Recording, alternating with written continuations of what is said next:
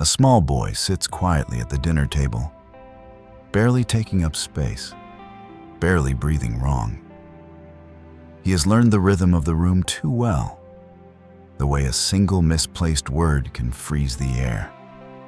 How one accidental sentence can turn faces sharp and voices tense. So he keeps his eyes on his plate, dragging his fork through the food, wishing he could shrink himself into nothing. Across the same table, his sister shares a cheerful story and earns warm smiles. His brother talks about school and receives pride, recognition, praise. But when his voice joins the room, everything shifts. Conversations stall, expressions harden. It feels less like he spoke and more like he committed some quiet offense. That is what it means to grow up as the child no one says they hate. Yet somehow the energy around them always carries that message. Not hatred in loud words, not hatred in dramatic actions, but hatred in sighs, in cold glances, in the heavy pause when they enter a room, in the feeling that their very presence is inconvenient. And for countless people, this isn't imagination or exaggeration. It is a memory they carry in their bodies even when they try to forget. Human beings come into life wired for belonging. Every newborn arrives searching for softness, for safety, for arms that welcome instead of recoil. Children do not begin life with walls. They learn to build them when affection is scarce, when warmth is replaced with irritation, when affection is replaced with resentment. Something profound happens inside a child. They don't simply feel unloved, they begin to believe they are unlovable. Unloved is a wound.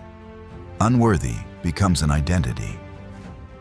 That difference marks the entire shape of a life. Researchers have long studied how early rejection shapes the emotional blueprint of a person. Attachment theorists like John Bowlby explain that the way a child is received by their caregivers becomes the internal map they use for every relationship afterward. When a child is met with kindness, they grow with an internal sense of safety. But when they are met with coldness or hostility, they internalize that pattern, carrying the weight into adulthood. The child who learned to brace themselves at home becomes the adult who flinches internally even when no one is angry. And the most painful part is that many children never identify this as rejection. Because to a child, a parent isn't just a person. A parent is the world. If a parent rejects them, the child does not conclude that the parent is damaged. They decide, I must be the problem. Their mind reshapes reality just to preserve the bond. The hurt turns inward. The shame becomes part of their personality. Over time, the quiet questions settle deep into their thinking. Am I enough? Should I even speak? Will anyone ever want me? One of the harshest experiences for a child labeled as unwanted is the comparison they cannot escape. They watch siblings receive affection, patient guidance, soft encouragement. And they notice that their own attempts to connect are met with colder tones, quicker irritation, less interest in their victories. The differences may be subtle, but a child's nervous system reads them loudly. Those small shifts become emotional training. They teach the child to expect rejection even where none exists. A teacher's sharp comment, a friend's distraction, a partner's bad mood, all of it feels like repeating proof of an old truth. I Am Not Wanted decades of research support this emotional reality. Children who grow up with parental rejection often develop lower self-worth and higher levels of anxiety, sadness, and emotional sensitivity. Their brains adapt by becoming hyper-aware of social cues, scanning for danger, interpreting neutral expressions as threats. The child who grew up bracing themselves becomes the adult who reads rejection into situations that aren't rejecting them at all. The past paints the present, And here is something many people don't realize. Rejected children often grow extraordinary adaptive behaviors to survive.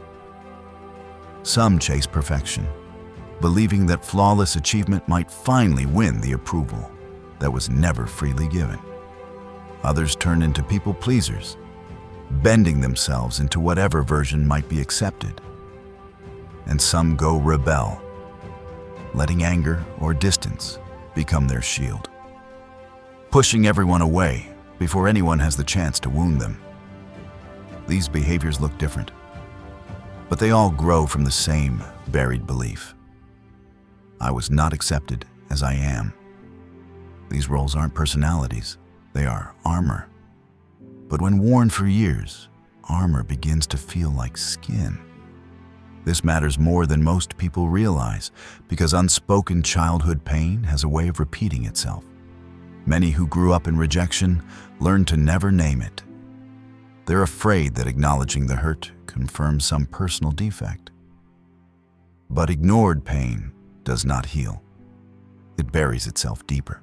It shapes the people they date, the friends they choose, the way they react to stress, even the way they talk to themselves. A rejected child might unknowingly choose partners who echo the same emotional absence, the same criticism, the same coldness, simply because it feels familiar. The brain gravitates toward patterns it knows, even when those patterns are harmful.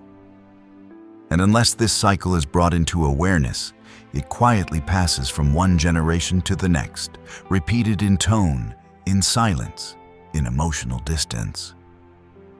Pain inherited without words. Cycles don't continue because anyone chooses them. They continue because unhealed wounds quietly shape every new interaction. If we zoom out, this isn't only a story about individual families, it's a reflection of a culture that rarely teaches emotional safety, rarely models healthy affection, and often turns wounded children into adults who repeat what was done to them. The past echoes forward until someone stands still long enough to notice the pattern and decide it ends with them. There's also another dimension that's often overlooked: biology. A child who senses rejection doesn't process it as emotional discomfort. Their body reacts as if danger is approaching. Chemicals like cortisol rush through their system, building layer after layer of stress that the brain is forced to adapt to neuroscience. Research shows that repeated emotional neglect heightens the sensitivity of the amygdala, the region responsible for fear and threat detection, while dampening the activity of the prefrontal cortex, the part that calms and regulates emotion. This imbalance creates a lifelong effect. The child who lived on edge becomes the adult who is always on guard.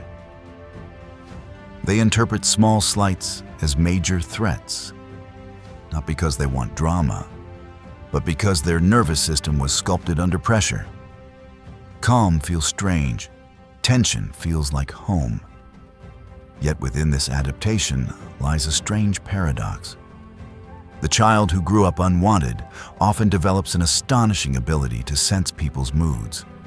They can read silence as clearly as words. They notice the energy of a room before a conversation begins. This isn't intuition in the mystical sense. It was their survival mechanism.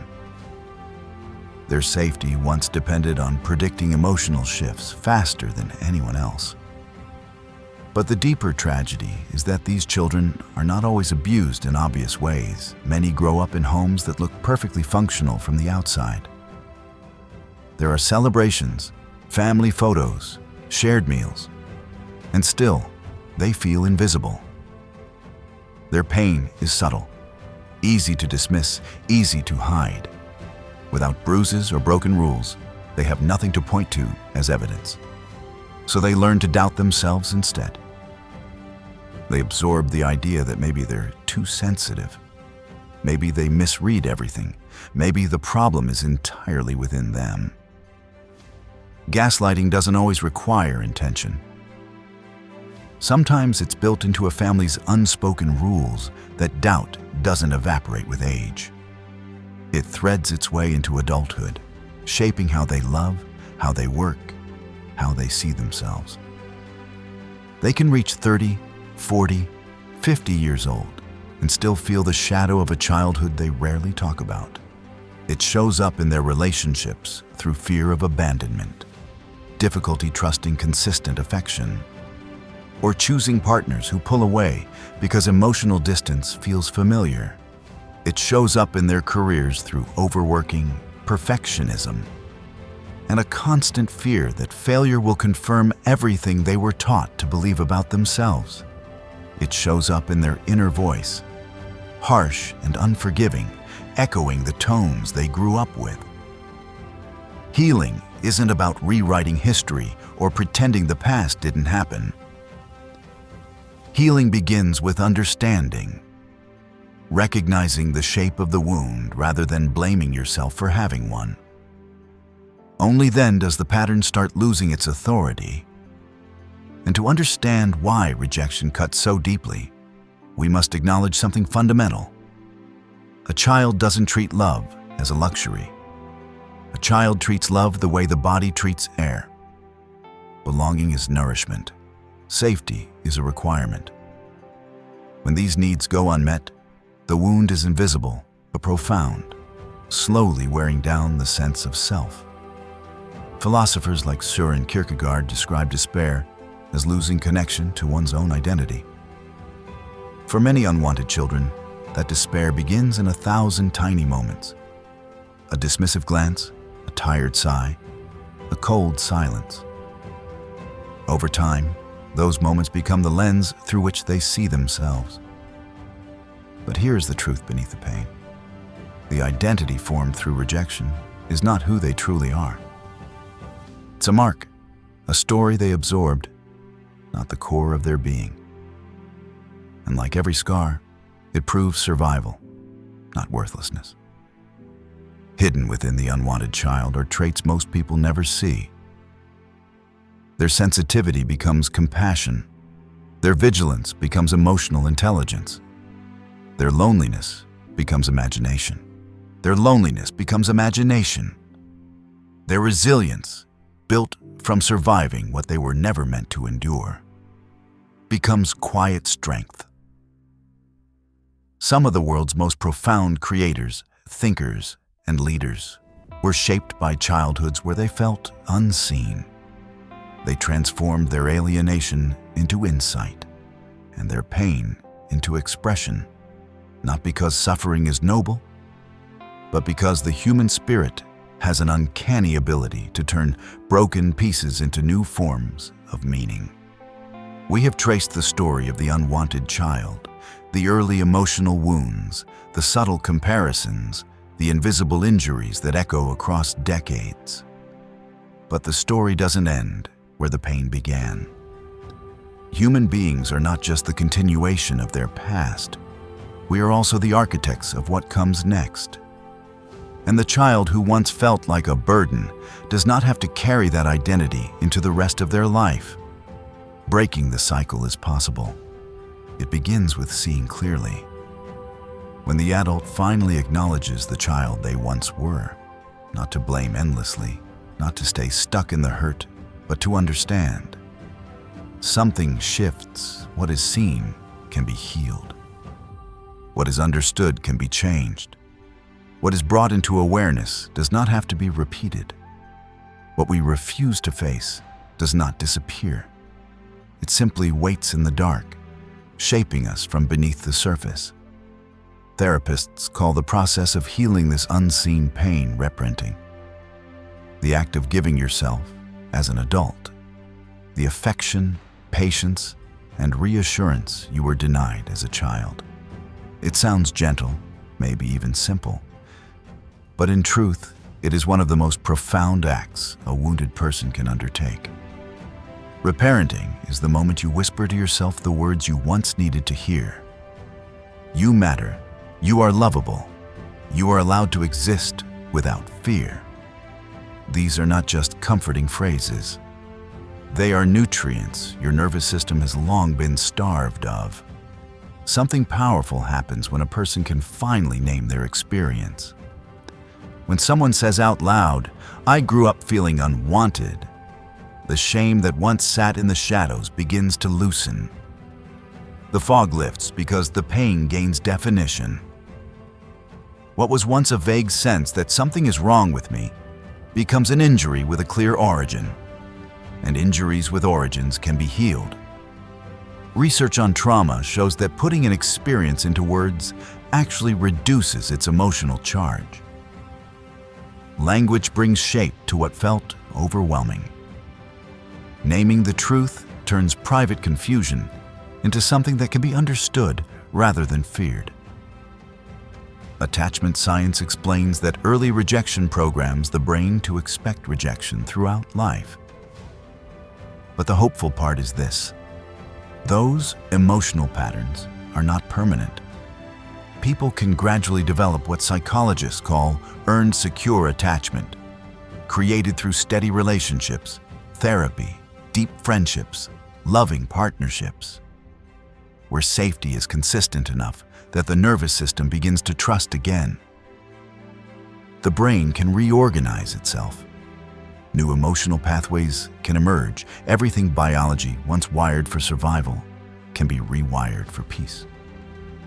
Science confirms something the human spirit has always suspected. Safety is possible, even later in life. But the doorway to that transformation is compassion, especially toward oneself.